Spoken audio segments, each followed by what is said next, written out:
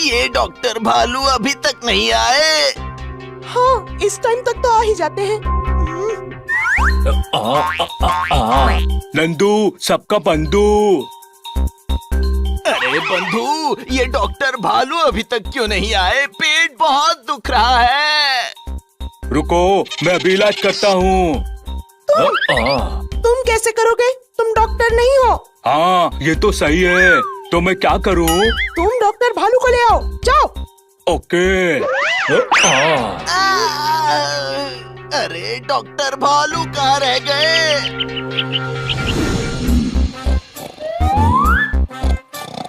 पूरा घर झाड़ दिया, अब धूल नहीं है। स्विमिंग ट्रंक क्यों पहनी है?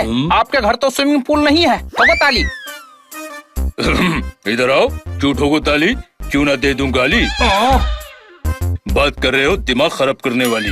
ओ यार, भड़क क्यों रहे हो? ओ यार, मैं तो ये पूछ रहा हूँ, जब पूल है नहीं तो स्विमिंग कॉस्ट्यूम क्यों पहनी हुई है? मेरी मर्जी में हॉलिडे पर हूँ। जो चाहूंगा करूंगा। कुएं से पानी निकाल कर वापस कुएं में भरूंगा। समझे? अन्ना साहब, क्या हुआ? सारे पहलवान दंगल में चले गए। डॉक्टर भालू घर छोड़ के जंगल में चले गए। यानी दंगल जंगल में हो रहा है। नहीं तो डॉक्टर भालू जंगल में क्यों चले गए? छुट्टी मनाने। ओ, तो छुट्टियों में दंगल लड़ेंगे। ओ यार, कोई दंगल नहीं हो रहा है। तो अभी आपने क्यों बोला सारे पहलवान दंगल चले गए? क्यों बोला? ओए, दूसरी लाइन पर ध्यान दे। डॉक्टर भालू जंगल चले गए। पर वो जंगल क्यों जा रहे हैं? लगता है नॉन स्टॉप काम करके थक गए हैं। और जब नंदू ने कहा कि मरीजों को घर पर भेज दूंगा, तो घर छोड़कर जंगल चले गए। ये तो ठीक नहीं है। कोई शक? क्यों ठीक नहीं है? बेचारे दिन भर काम करते हैं, सब छुट्टी लेते हैं। डॉक्टर भालू क्यों नहीं ले सकते?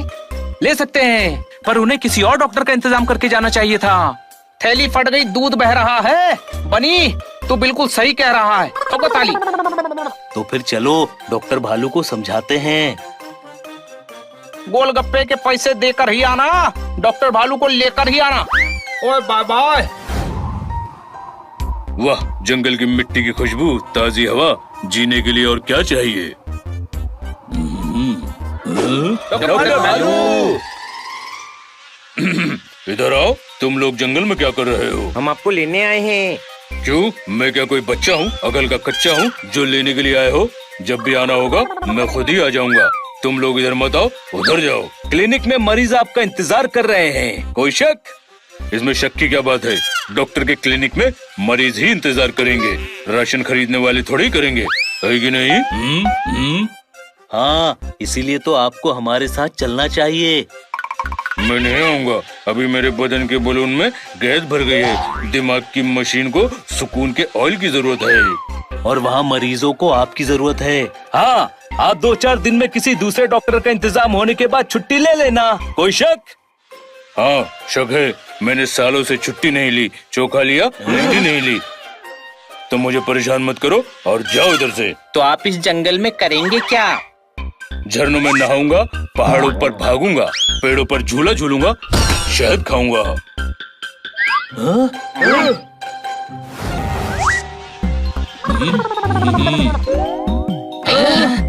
अरे वाह!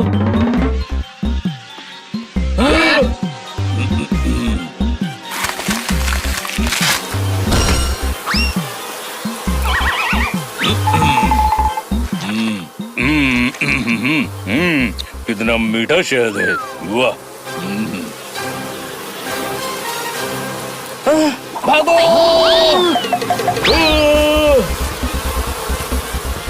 मधुमक्खियों से बचना है तो पानी ढूंढो। छोटे भाई, मेरी बोतल में पानी है। अरे गधे, डूबने के लिए पानी चाहिए। कोई शक? गधा तू है, मधुमक्खियों से बचने के लिए डूब जाएं। हनी, पानी में शरीर को डुबाना है, मधुमक्खियाँ पानी में नहीं काटती।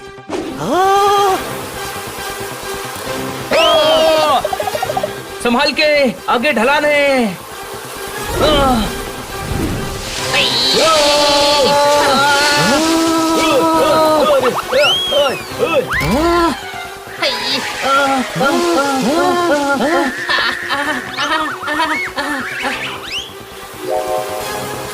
वो पानी, कूदो।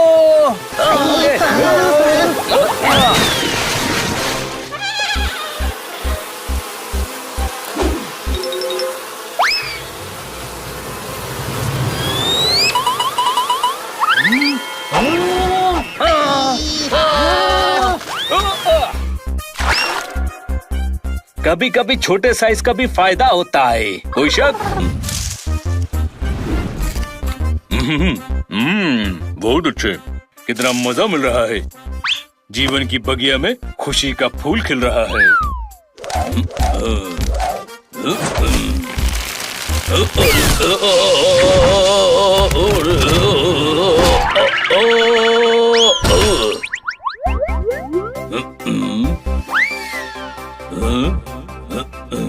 अरे नहीं नहीं, अरे नहीं,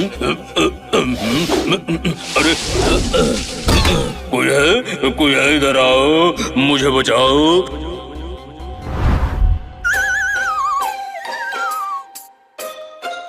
डॉक्टर भालू के चक्कर में भालू जैसी हालत हो गई। हुई माँ, बचाओ, कोई है?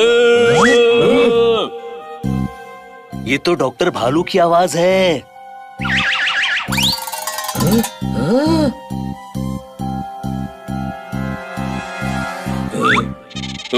कोई है? अरे इधर आओ, इधर आओ, इधर आओ। बेवकूफ समझा है, हम उधर आएंगे तो हम भी गड्ढे में नहीं गिर जाएंगे। बेवकूफों के सरदार, इतना ज्यादा इधर मत आओ कि गिर जाओ। थोड़ा इधर आओ और मुझे बचाओ। नहीं, नहीं, मैं मुसीबत में हूँ, मुझे तुम्हारी मदद की जरूरत है।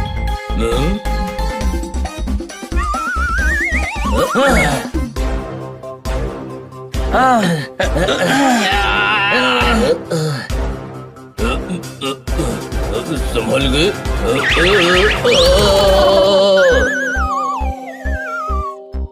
ऐसे नहीं होगा।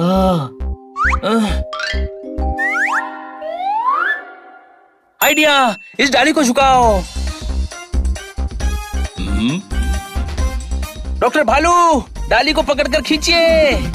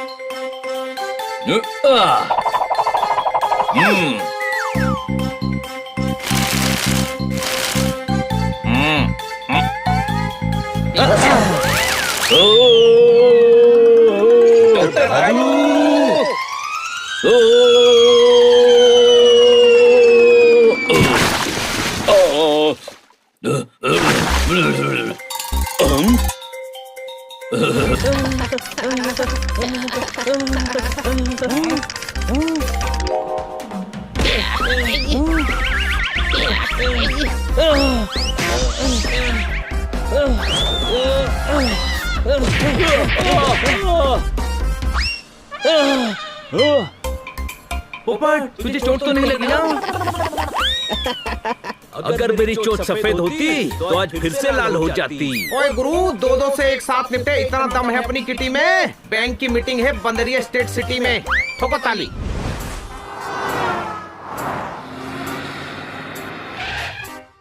हमें अपने साथ लाने के लिए थैंक यू खन्ना साहब। आप जब तक मीटिंग अटेंड कीजिए, हम तब तक घूम लेते हैं। डस्टबिन के बाहर पान की पीक है। ओए गुरु, ठीक है। सिर्फ ठीक है बोलने के लिए शायरी बोल दी। शहर के बारे में पूछते तो पता नहीं क्या करते। ओए गुरु, अरे शायरी बोल रहे हैं, भागो।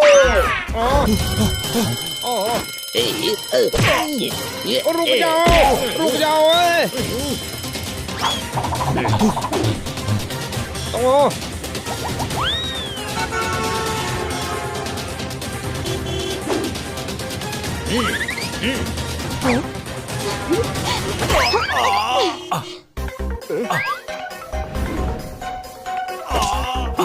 भाग गया वो चोर। Over and out.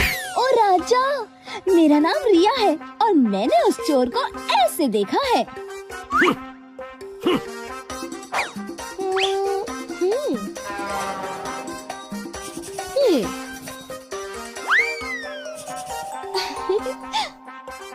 ये तो 4 लोग हैं। बैंक में तो एक चोर आया था। ओ राजा, उनके साथ ही होंगे।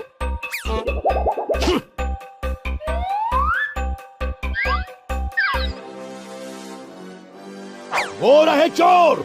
Over and out. हनी, तू पहले भी शहर में आया है क्या? नहीं। तो ये पुलिस वाले गुस्से में हमारे पास क्यों आ रहे हैं?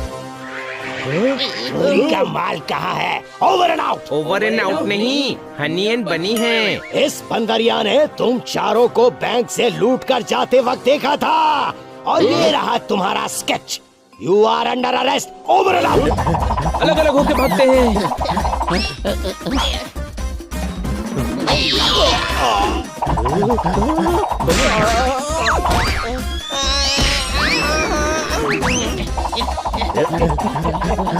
सब यहाँ छुप जाओ। चलो दोस्तों, ये हमारा बना हुआ स्केच कुछ ठीक नहीं लग रहा। हाँ, स्केच में मेरी नाक टेढ़ी क्यों बना दी? अरे गधे, उस बंदरिये ने हमारा स्केच बनवा दिया। ये हरकत ठीक नहीं लग रही।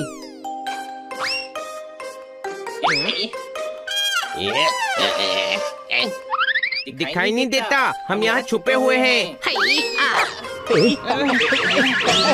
मैंने आप पर बेकार में गुस्सा किया, सॉरी।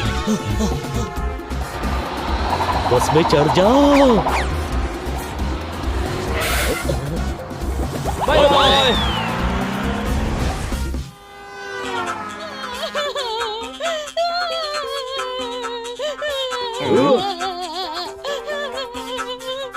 क्या हुआ? हंस क्यों रहा है? अरे मैं हंस नहीं रही हूँ, रो रही हूँ मैं। किसी ने मेरा स्केच बनाकर मुझ पे आइसक्रीम चोर का इल्जाम लगा दिया, और उस आइसक्रीम वाले ने मुझे बहुत मारा। ये देखो।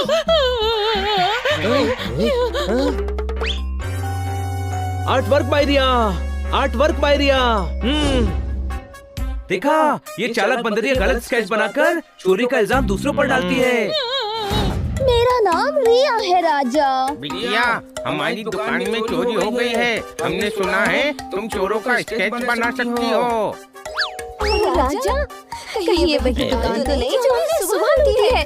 फिर से उन्हीं 4 बेवकूफों का स्केच बना देती हूँ। ये ठीक रहेगा बाबा, बिल्कुल ठीक। ये रहे वो चोर। तुमसे बड़े बेवकूफ नहीं देखे। क्या मतलब है आपका? मतलब ये कि हमारी कोई दुकान है ही नहीं, तो तुमने स्केच कैसे बना दिया? और जिसका स्केच बनाया है वो तो हम खुद हैं। हाँ?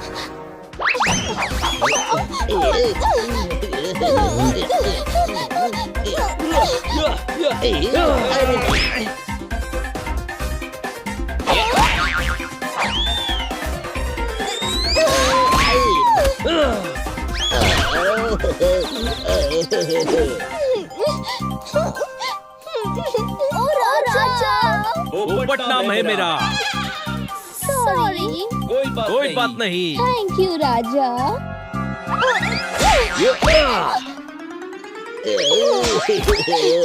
ओ राजा।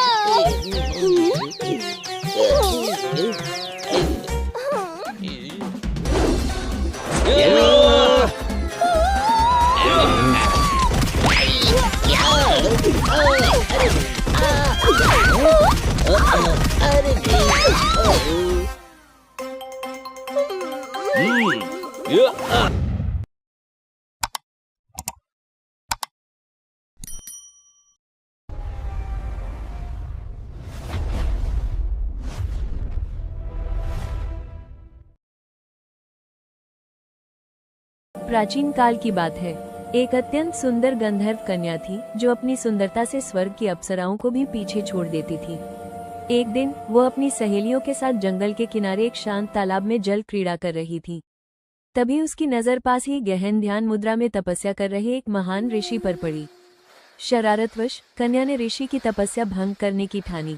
चुपके से वो ऋषि के करीब गई और जानबूझकर कीचड़युक्त पानी उछालकर अटखेलियां करने लगी। इस विघ्न से ऋषि का ध्यान भंग हो गया और उनका क्रोध भड़क उठा। ऋषि, ये कृत्य किसी भद्दी भैंस महिषी जैसा है जिसने पवित्र जल को कीचड़ युक्त कर दिया। जा, आज से तू भैंस हो जा। कन्या डर गई और तुरंत क्षमा मांगते हुए श्राप वापस लेने की विनती की। ऋषि का श्राप झूठा नहीं हो सकता था, लेकिन दयावश उन्होंने श्राप में परिवर्तन कर दिया। ऋषि, श्राप पुनर्तः वापस नहीं होगा, लेकिन ये बदल जाएगा। तू दिन के समय पूर्ण रूप से भैंस रहेगी, लेकिन रात के वक्त तू अर्धमहिषी यानी आधा नारी और आधा भैंस बन जाया करेगी। जिस दिन तू किसी बच्चे को जन्म देगी, उस दिन तुझे इस श्राप से पूरी तरह मुक्ति मिल जाएगी। उसी दिन से उस गंधर्व कन्या का नाम महिषी पड़ गया। समय बीतता गया। महिषी ऋषि के श्राप के कारण रात के अंधकार में ही अपने अर्धनारी रूप में बाहर निकल पाती थी। एक रात असुरों के शक्तिशाली राजा रंभ उसी जंगल से गुजर रहे थे। उन्होंने चंद्रमा की रोशनी में महिषी को अर्धनारी और अर्धभैंस के रूप में देखा। महिषी ने उन्हें अपनी दुख भरी पूरी कहानी सुनाई। रंभ उसके रूप और उसकी कथा से मोहित हो गए और उन्होंने उससे विवाह कर लिया। जल्द ही महिषी गर्भवती हो गई। दुर्भाग्यवश इसी बीच रंभ ने स्वर्ग के देवताओं पर आक्रमण कर दिया। उस भीषण युद्ध में राजा रंभ वीरगति को प्राप्त हुए। पति की मृत्यु से दुखी महिषी अपने पति के शव पर